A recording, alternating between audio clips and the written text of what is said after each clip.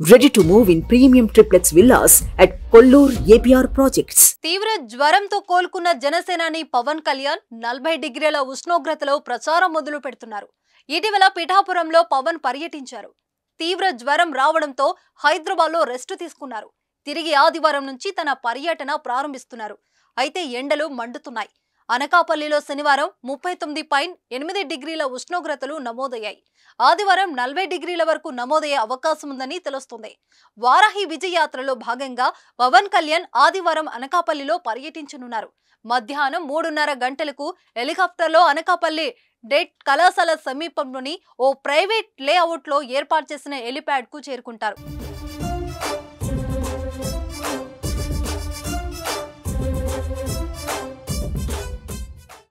అక్కడి నుంచి ring road లోని ఎన్టీఆర్ విగ్రహం కూడలి, చేపల బజార్, చిన్న 4 రోడ్ల కూడలి, కన్యకా పరమేశ్వరి జంక్షన్, వెల్పుల వీధి మీదుగా నెహ్రూ చౌక్ జంక్షన్ వరకు రోడ్డు షో నిర్వహిస్తారు.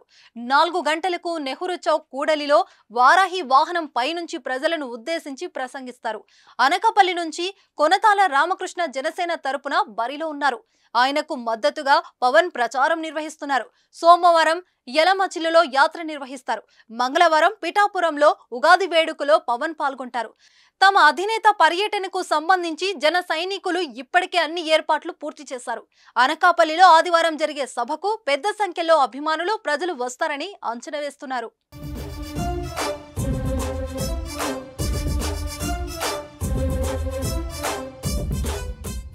సుమన్ టీవీలో మీ పర్సనల్ అండ్ బిజినెస్ ప్రమోషన్స్ కోసం కింది నెంబర్కి కాంటాక్ట్ చేయండి.